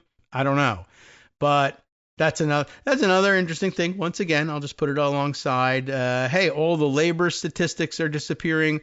All the science information is disappearing. All the exhibits at the Smithsonian are disappearing. But now also disappearing is court records about why certain dangerous individuals are incarcerated in the first place. And hey, without that information, maybe they ought to be put out on work release. This remains an urgent matter. That's all caps there, urgent matter, says this memo, that requires immediate action, officials wrote. referring to guidance that the Justice Department had issued in early 2021 after the system was first infiltrated. Wow. So it's been, a years-long effort. Now, if you get that information in 2021, hey, they're cracking their way into the system, why do you wait to 2025 to say, hey, what an urgent matter this is? I'm not really sure I understand that part. Documents related to criminal activity with an overseas tie across at least 8 district courts were initially believed to have been targeted. Last month, the chief judges of district courts across the country were quietly warned to move those kinds of cases off the regular document management system. According to officials briefed on the request, they were initially told, hold on just a moment, music time. They were initially told not to discuss the matter with other judges in their districts. This doesn't sound like it makes a great deal of sense either. In recent weeks, judges of the Eastern District of New York have been taking corrective measures. On Friday, the chief judge of the district, Margot K. Brody, issued an order prohibiting the uploading of sealed documents to Pacer, the searchable public database for documents and court dockets. So, they're trying to hide that data, but for good reasons, not bad. Hi, everybody. It's me, David Waldman. Yes, the same guy who interrupts you all the time. Interrupting you one more time just to tell you again, another reminder that your contributions are what keep this show on the air, and Patreon.com, Patreon.com, is still among the easiest ways to make the sustaining subscription donations that keep us afloat. Are you ready for the pep talk about how our Patreon campaign is still going strong and growing? Well, too bad. Yeah, the plain fact is we actually are headed in the wrong direction, and whereas we once had about 175 monthly patrons, we're now actually down below 150. Time to recruit some more. Not exactly the kind of news I wanted to share, but there it is. For those of you in a position to support the show, Patreon.com does make it easy to make those secure, recurring monthly contributions to do so. Patreon.com/KagroX gets you straight to our donation page. We've been through a lot together. The worst of the pandemic, we hope. The worst of the insurrection, we hope. So go ahead and treat yourself. You don't need an excuse. Give yourself the gift of a little something you enjoy in life. Support the show. And of course, if you happen to prefer using PayPal or even the Square Cash app, we're up and running on those options too. So thanks again, everyone, for all your support. We couldn't, or at least shouldn't, do it without you. Hope you'll be on board soon too. Thanks for all your support. All right, welcome back now to the Kagro in the Morning Show here on Netroots Radio. Let's continue on with this story about Russia somehow infiltrating the online systems of the federal courts, just so that we know what else Russia is up to. Everything we know about what they're breaking into prior to the meeting between Putin and Trump, I don't think it's going to have any impact on that, and he's not going to admonish Putin for doing this. So I don't know. We'll know what he could have done at such a meeting, or what he could have put on the table and refused to. So where we left off was an order issued by the chief judge of the Eastern District of New York that you stop putting sealed documents on Pacer so that they don't get stolen. Ordinarily, sealed documents would be uploaded to the database but behind a wall, in theory preventing people without proper authority from seeing them. But now, sensitive documents will be uploaded to a separate drive outside Pacer, which I'm sure the Russians are already working on cracking into. Peter Kaplan, a spokesman for the Administrative Office of the U.S. Courts, and remember we were just talking about them the other day, and somebody upbraiding Chief Justice Roberts over, now I'm blanking on what was the issue, but just admonishing him as chief executive officer of the Administrative Office of U.S. Courts, that he ought to be paying more attention to what? Oh, well, let's see if I can remember before this article is over. Anyway, Peter Kaplan, the spokesman for the Administrative Office, declined to comment on the whole thing, so that wasn't very interesting. A Justice Department spokesman did the same. Federal officials are scrambling to determine the patterns of the breach, assess the damage, and address flaws in a spiraling, heavily used computer system long known to have serious vulnerabilities that could be exploited by foreign adversaries. Last week, administrators with the U.S. court system publicly announced that they were taking additional steps to protect the network. That's nice. Which includes the case management and electronic case files system used to upload documents and Pacer. They did not address the origin of the attack or what files had been compromised. The breach also included federal courts in South Dakota, Missouri, Iowa, Minnesota, and Arkansas, said an official who requested anonymity to discuss a continuing investigation. Again, why that's necessary, I don't know. Sensitive documents can be targets of interest to a range of threat actors, the authors of last week's notice wrote. To better protect them, courts have been implementing more rigorous procedures to restrict access to sensitive documents under carefully controlled and monitored circumstances. To no avail because, of course, hackers getting around all of it. Politico earlier reported that the system had been under attack since early July by an unnamed foreign actor. Concerns about the hacking of the court's electronic filing system predate this summer. The courts announced in January of 2021 that there had been a cyber attack, but did not name Russia. So right after the transition, thank God we had it, we almost didn't, between the Trump administration and the Biden administration, the Biden administration came in to say, guess what? We're serious now, and we'll tell you what's been happening over the last couple of years, and it includes the Russians trying to hack their way into our court system. Oddly, you never heard that from Donald Trump for some strange reason, but they didn't lay it at Russia's feet at that moment. Former federal law enforcement officials said Russia was behind that hacking, though. It was not clear if other countries also exploited vulnerabilities in the system, but former officials described the breach as extremely serious. After the announcement in 2021, federal investigators were told to take significant precautions to mitigate the intrusion. Geez, thanks a lot. Okay. Hey, we found out they're hacking into the court system. What should we do? Well, if I were you, I would take significant precautions to prevent that from happening. Yeah, I was hoping you would, or would help us figure out what those precautions ought to be. Not sure, but you should take them if you find them. That meant hand-delivering search warrants with potential source information to the courts and filing sensitive complaints or indictments by hand, at least in some districts, particularly in the Southern District of New York, where prosecutors were encouraged to file documents on paper. Paper ballots, paper filings with the courts. Yeah, everybody wants to move back to that. Former Justice Department officials said their efforts to keep filing secret, while an improvement, did not entirely mitigate the risk, given the vast scale of the system and complexity of the cases. Look, everything's going to have to be, these days, going to have to be reduced to an electronic filing at some point. They just can't move this kind of paper around. And even handwritten documents are going to be scanned and stored as PDFs and just as vulnerable to theft as anything else. Former Justice Department officials said their efforts to keep filing secrets did not entirely mitigate the risk, given, again, the vast scale of the system. The courts had already begun taking defensive measures by the spring of last year, according to two court officials. Judges were barred from gaining access to internal court filing systems while traveling overseas, and were sometimes given burner phones and new email addresses to communicate with their own chambers and court clerks. And in May, the Administrative Office of the U.S. Courts announced that it would institute multi-factor authentication to gain access to the system, just like you need to do to get onto your Facebook account. In 2022, Congressman Jerry Nadler of New York claimed that he had obtained information that the court system's computer network had been breached by 3 unnamed foreign entities dating to early 2020.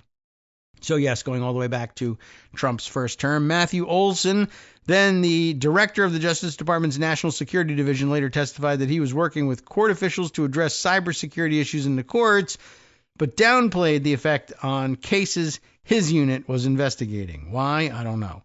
Just pointing out that he was downplaying the ones that impacted his cases. Everybody else's cases are all effed up. I don't know. Sounds like it's a little more widespread than he let on back then. But all right, interesting. Going all the way back to the first Trump administration. Why, oh why would the Russians be interested in infiltrating the court documents under the first Trump administration and then show a renewed interest under the second? That's so hard to figure out. Okay, other things to bring you up to speed on. By the way, I read half of this thing yesterday. This was Amanda Marcotte's piece on Usha Vance, making the argument that she appeared to be, the couple appeared to be on the outs, and making the case in the headline here, divorce him already, Usha. I want to mention that I saw some pushback about that on Blue Sky yesterday. I didn't put it aside, but I might be able to search it out and credit the person who said it this way. It didn't occur to me when I was reading the piece, and I still want to finish it, but dang, it's not immediately apparent to me, but maybe I can search it out later on and find you the article with a note to myself here. But the argument was, hey, we shouldn't do this again. Look, we've been through this 100 times. It's not always, or maybe not even ever, the case. Like, nobody believes that Usha Vance is now going to give it all up and say, yeah, I hate my husband and I renounce his politics and we should get a divorce. This person was saying, let's not go through this again. She's going to stand by him. She's going to stand by him for a number of reasons, and not least of which, not just because he's her ticket to power and she enjoys that more than she enjoys living a decent life, but that let's not forget that the loyal wives can be very committed fascists themselves. She, too, a bit of an ultra-conservative and sort of very much opted into this life, and it's not J.D. Vance that has dragged her kicking and screaming into it necessarily. So it's a good point, something to consider and something to weigh against the arguments being presented here by Amanda Marcotte. But let's see, we got how far into this thing? I'm not really sure, but we were talking about the two of them being perhaps miserable, and I think we ended with describing Meghan McCain's attempt to do a podcast interview of Usha Vance, and the whole time it was just, it made for a very bad and boring podcast, apparently, because it was supposed to be a lighthearted look into what it's like to be second lady, and apparently the vibe was, I hate it, whether or not it's really true. And it might not be that she hates it because she's living under, she has to play out this, this guise of being the loyal wife to the fascist vice president. It may just be, I wish I was the lead fascist in all this, and he was playing second fiddle to me. We don't know. Anyway, right. So the podcast didn't work out all that well, and then we left off here. J.D. Vance has spent years now dropping similarly miserable hints that he's not enjoying married life. He runs down Usha Vance in public all the time. In March, he joked, quote unquote joked, that when the cameras are all on, anything I say, no matter how crazy, my wife Usha has to smile, laugh, and celebrate it. At Trump's birthday parade in June, he wished both the president and the army a happy birthday without caveat. Then he added, I would get in trouble if I didn't mention it's also my wedding anniversary. But the most disturbing example, to me at least, Amanda says, is how he used his speech at last year's Republican National Convention to celebrate how he is erasing her very identity in marrying her. Vance was trying to square Trump's hostility to non-white immigrants with the fact that Vance himself is married to the daughter of Indian immigrants. He argued, when we allow newcomers into our American family, we allow them on our terms. He then proceeded to spell out his terms by talking about how he proposed marriage by talking up how his cemetery plot in eastern Kentucky is near my family's ancestral home.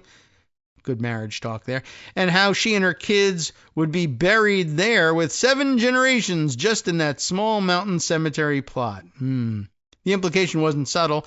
Usha Vance is expected to subsume her South Asian identity to his family's whiteness, as well as her husband's blood and soil idea of what makes someone an American. It's also telling that J.D. Vance seems to think his marriage and parenthood should be mandatory for everyone. He speaks of these choices so often in terms of duty, as if he can't imagine either being undertaken out of joy. A mere 7 years ago, into his marriage, Vance argued People should be, quote, doggedly determined to stick it out, unquote. Oh, yeah, and into a couch. In marriage, and no matter if it's unhappy or even violent. That's nice of you. Despite his claims that childless cat ladies are miserable, it's hard not to notice the protest too much quality to his obsession with single or childless people. He keeps insisting the childless are sociopathic, painting them as selfish hedonists, all in a tone of barely concealed envy, as if he senses they're getting away with something. This has led Vance to repeatedly call for what amounts to a fine for not having children, explicitly saying it's to punish people who are bad because they didn't make the choices he made. As liberal commentator Melissa Ryan wrote during the campaign, when he calls other people miserable, you get the sense Vance is projecting. Well, just like everybody, I guess. Despite his insistence that marriage and parenthood should be nearly universal, he talks about his own family with a sense of distance. He often refers to his kids as if they belong only to his wife. She's got 3 kids, he said, laughing, during a 2024 interview in which he also admitted that even though she's not even Catholic, Usha Vance has his wife. I don't understand this structure here, but I guess as his wife has more responsibility to keep the kids quiet in church. In an interview 4 years later, he discussed how his mother-in-law took a year off to help take care of his firstborn. Gee whiz.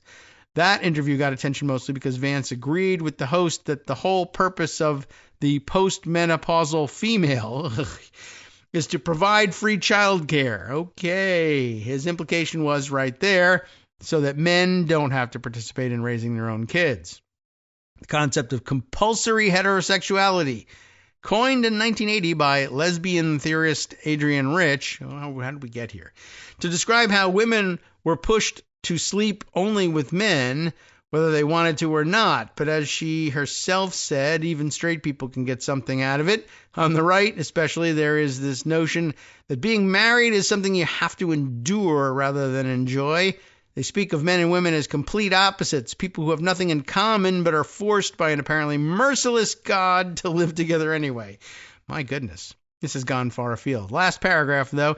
The truth is that plenty of people, even straight people, find they can have a partner who is also a friend, or that it's better to be single than to spend all your time glaring at the person across the breakfast table from you.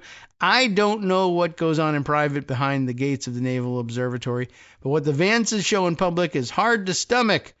If that's what the right thinks marriage is all about, J.D. Vance shouldn't be surprised that even larger numbers of women are saying, thanks, I'll choose cats instead. Or for that matter, apparently they're choosing to walk with bears rather than a strange man. Yeah.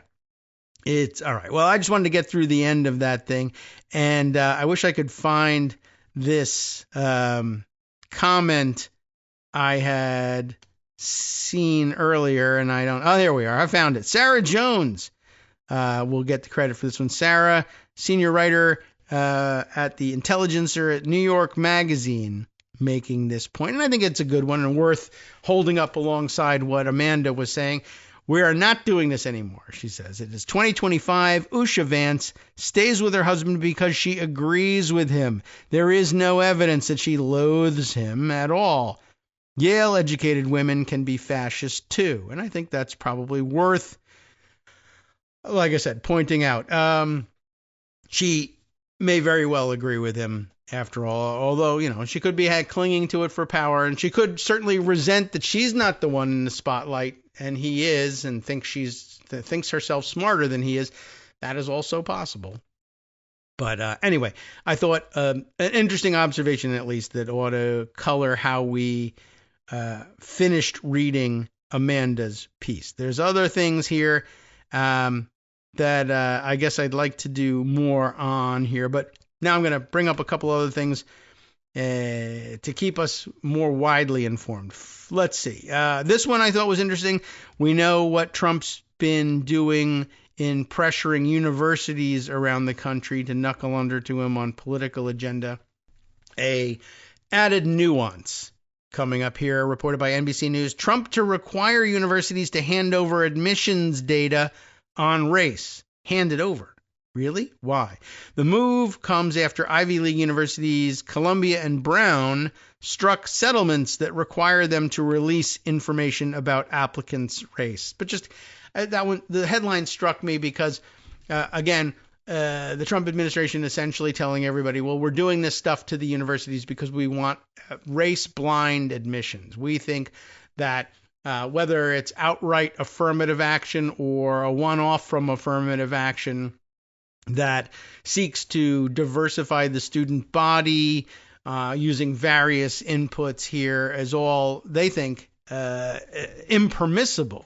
And they're seeking guarantees from these universities that they will eliminate such programs. But in the meantime, while the university should operate on a race-blind basis, you got to give us all the race-based information we can find and that you already have, and give it to us for our own purposes. And I'm a little concerned about what they might have in mind for that. Here's the story. Kimmy Yam reports for NBC News.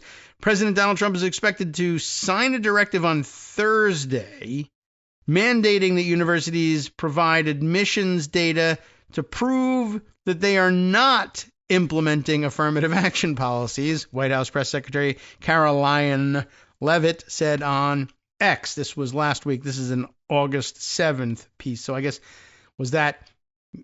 was last Thursday, had that, what was the date of last Thursday? I guess, where are we? We're on the 13th, so, so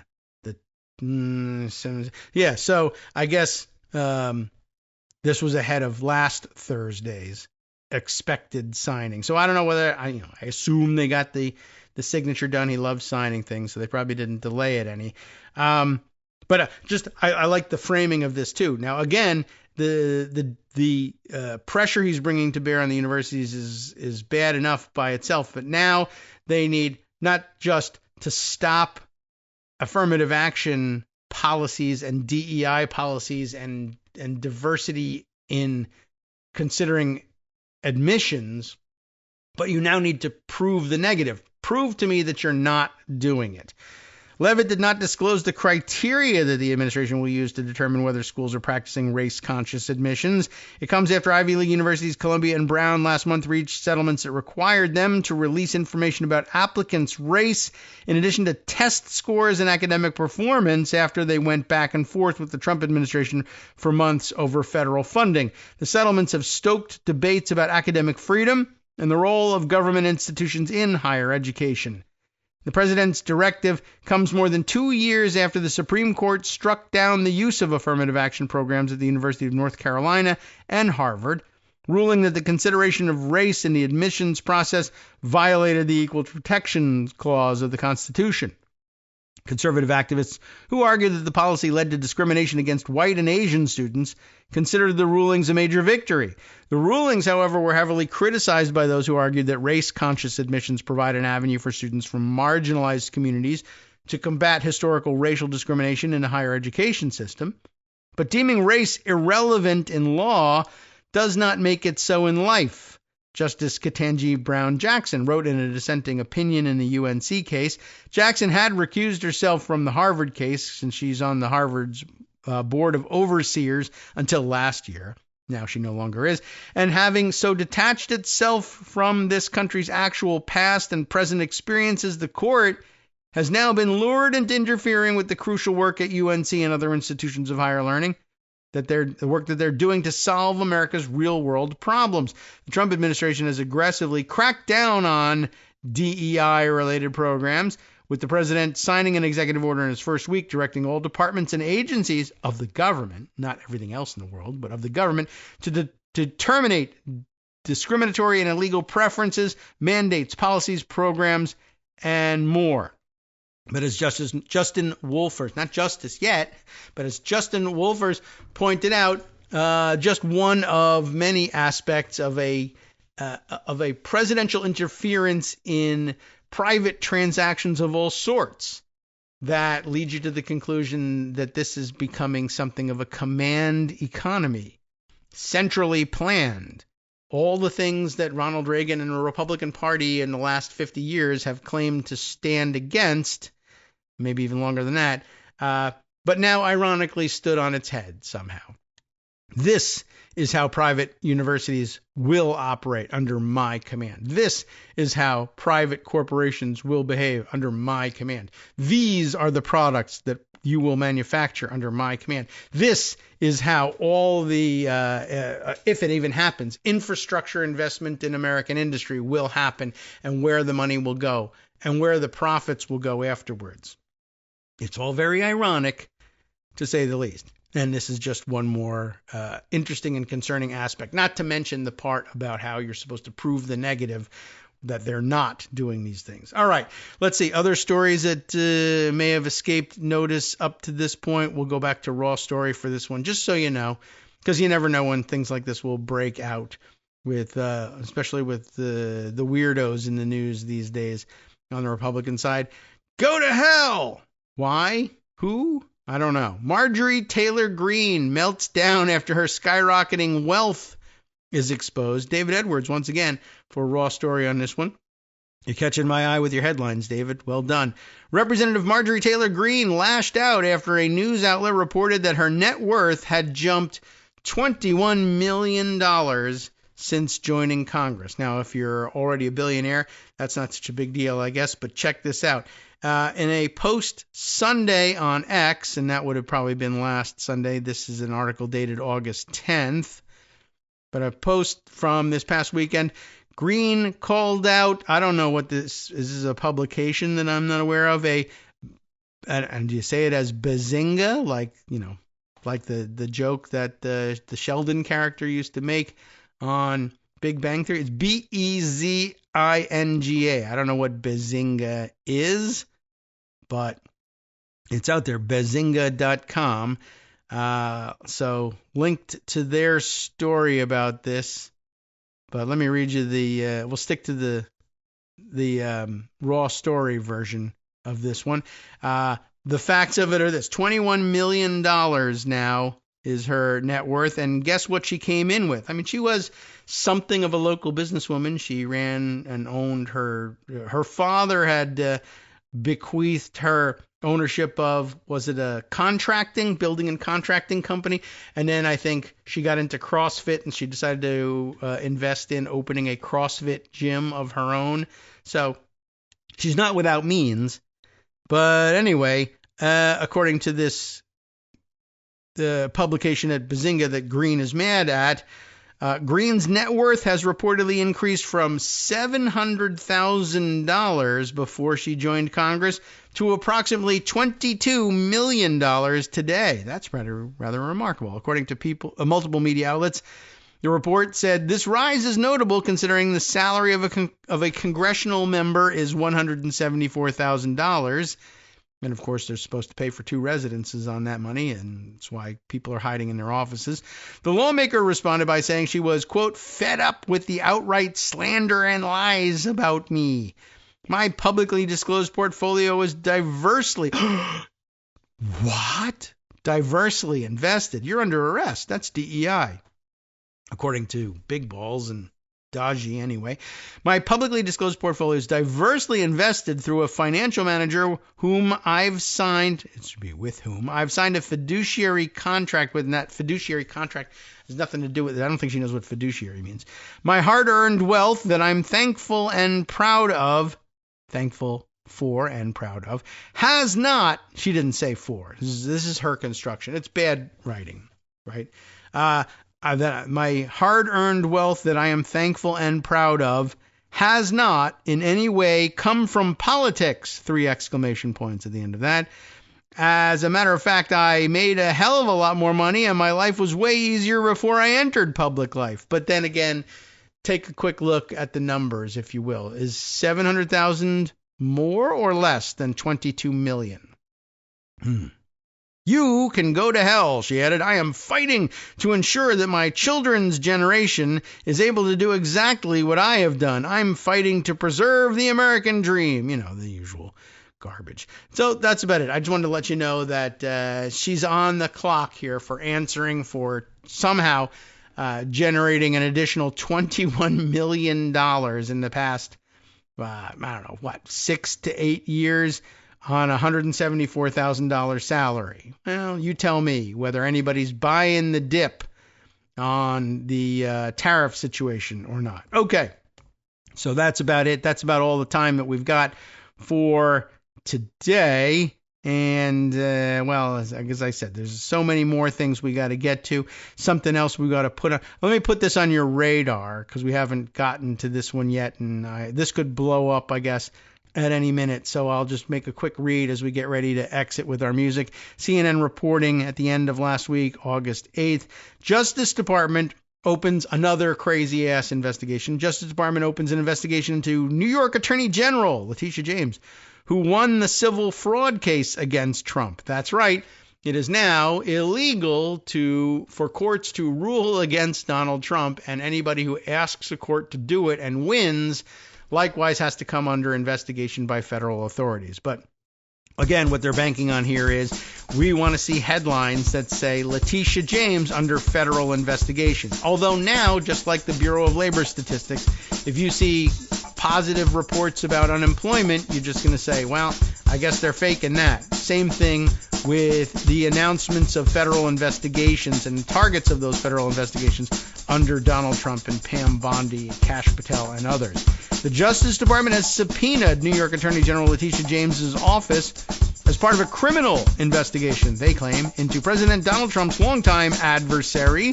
According to multiple sources, in the latest example of the Trump administration taking on the president's perceived enemies, the U.S. Attorney's Office for the Northern District of New York issued 2 subpoenas seeking information about James's investigation into the Trump Organization and National Rifle Association, the sources said. A grand jury investigation into James also convened in Albany. According to a source familiar with the situation, the grand jury probe into James is said to be looking into deprivation of rights, which means violating someone's constitutional rights. This all about Trump. And you remember from just the other day, now I can't bring the guy's name to mind, but I'm hoping a quick scan will tell us the U.S. Attorney for the Northern District of New York. Name escapes me at the moment, but remember, this was the guy that we discussed just prior to seeing the same situation develop in New Jersey. His temporary appointment coming to an end. You have been listening to Kagro in the morning with David Waldman. Right, and just like Alina Hava, temporary appointment coming to an end and using a technicality to get around it to reappoint himself over the objection of the local judges. And first thing he does to prove his loyalty, bring charges against Letitia James. Wow, pretty amazing. Stay tuned now for more amazing stuff with Justice Putnam next.